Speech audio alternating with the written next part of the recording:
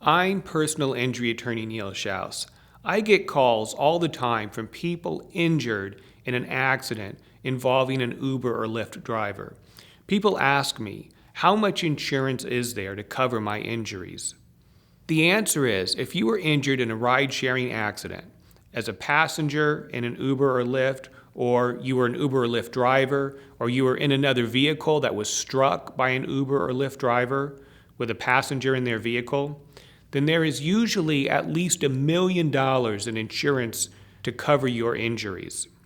This is important because oftentimes the driver who causes a car accident has no insurance or has the state minimum of only $15,000 or $25,000 in coverage. This means that no matter how serious the injuries or damages, there will be little or no money to collect from a lawsuit. But when an accident involves an Uber or a Lyft driver, all bets are off. The injured party could potentially recover $1 million or more.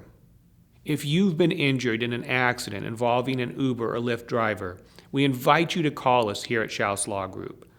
We can help you to pursue a potentially very large settlement.